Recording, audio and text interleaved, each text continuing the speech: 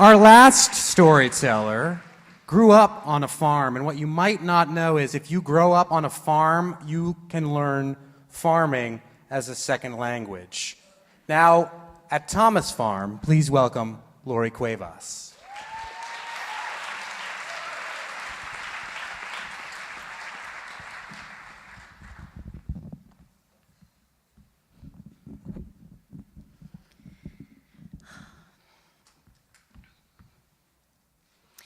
Kibosh, kibosh, kibosh, kibosh, kibosh, kibosh, kibosh. That's what it sounds like when my dad calls cows. He's been calling cows for a really long time. Neither of my parents were born dairy farmers. My dad grew up next door to a farm and was gifted a heifer calf when he worked there, and he named her Harmony. My mom was born in Long Island and raised there. She met my dad while she was in nursing school in the Berkshires. So by the time I was born, Harmony had grown into a herd of cows.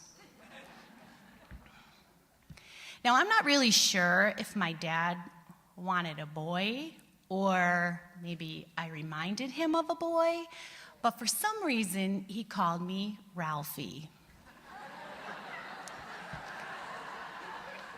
I've always been Ralphie. And to this day, I remain Ralphie. So when I was really young, my parents decided it was time to buy their own farm. So they bravely took out a loan, and they bought a 350-acre farm in Cheshire. And they cut down trees on the property, they milled the lumber, and they built a beautiful barn because the cows were really important to us, and their comfort and their care was everything.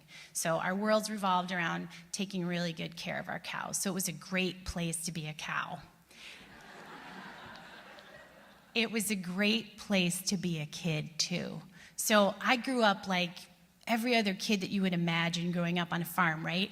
I was filthy. I had very often no shoes on. I rode horses without saddles or bridles. I swam in ponds and did all kinds of filthy little farm kid things. But I also had a lot of responsibilities too. So I had chores. I had to feed the calves, and I learned to milk cows, and I threw a lot of bales of hay.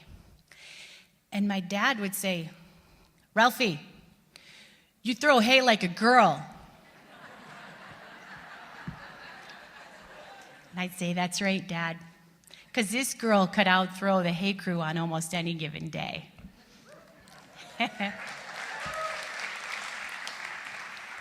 I was also in 4-H, and it played a big role in my life. I went to lots of shows with my cows, so I would bring them to the local fairs. I was that kid sleeping in the barn with the cows. And even down the road here, just at the 3-county fair, I had my favorite cow, Corey, at the fair. She was huge. And on a dare, I rode Corey into the show ring. The judge was surprised, and my fellow 4-H'ers were delighted. So when you're on a farm, you get a lot of visitors, right? So people love farms. They want to come to your farm. They love it, right? We always had visitors. Everybody drops into your farm. Well, when I was a teenager, I started to notice other visitors, people that I didn't recognize were there, and they were well-dressed, and they carried little notepads, and they were awkward.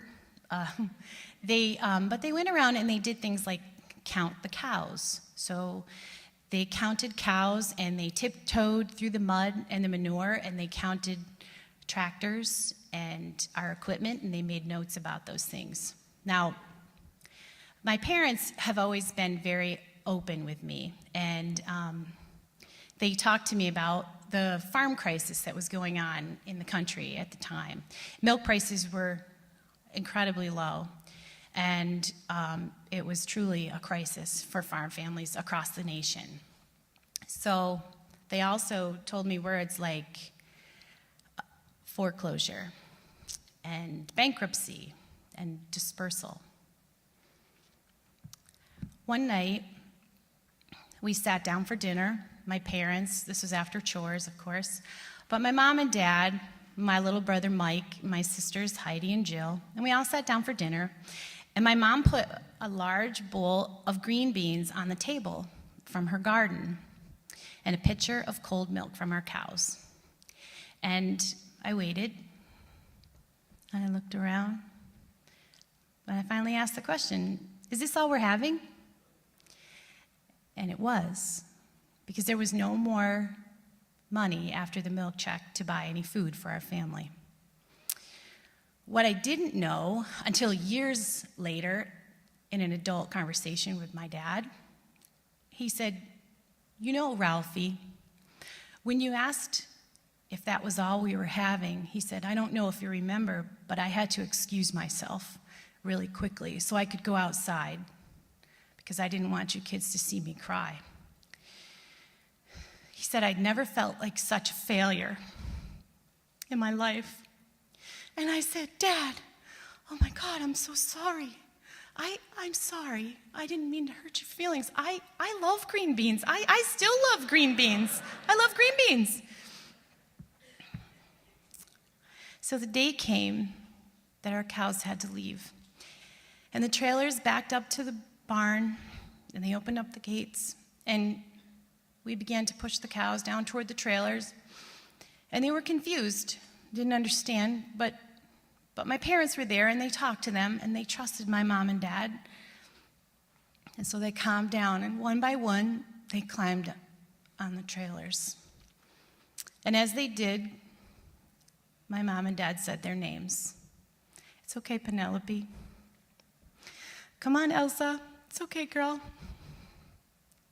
It's all right, Hazel. Hiccup. And my Corey. She walked on like she was going to the biggie. She didn't know. And so when the doors closed on the last of Harmony's descendants, it was too much. And I had to turn and run. And I ran down through that empty barn. I ran through the concrete bunks that still had feed in them that the cows were never going to finish. And I ran down the cow paths where their feet had worn them smooth with their hooves that they would never walk on again, and down through the pasture where the green grass was still flat from where their warm bodies had lain the night before, where they chewed their cud so peacefully. And with every step I took, I thought, why? Why did this happen? How? What are we going to do? Where will we go?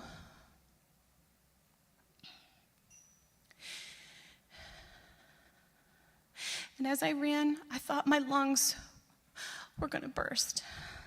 But I kept running. And just as I thought I couldn't run one more step, I was about to fall to the earth. A pair of arms caught me from behind. It was my dad, and he was right behind me the whole time. And he said, I got you. I got you, girl, I got you. And he turned me around, and he said, Ralphie, listen to me. He said, they can take away our cows, and they can take away our tractor, and our plows, and our barn, and our house. But you know what? They can't take away what's inside of you and who you are. I need you to be strong. And I need you to be proud of where you came from.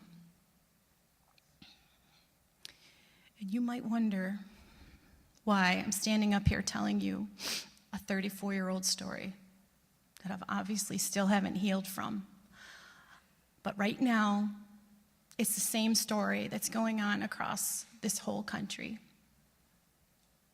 The same story is happening over and over. Farmers still don't have control over their milk prices, and every day now, because of social media and because of the friendships I've formed across the country, I hear the stories every day. I see photos of empty barns, and I hear stories of broken dreams and broken hearts and suicides. just this week, another one. Another farmer who couldn't bear to leave his farm. And 34 years later, in the mornings and in the afternoons, I think about how this wasn't the path I thought it was going to be, but it was always a clear path. I knew where I needed to be. So every morning and every night, when I yell, kibosh, kibosh, kibosh, kibosh, kibosh, kibosh, to my own little herd of cows, I can hear my dad, and he was right. And I think about my fellow farmers, and I think, I got you. I got you. Thank you.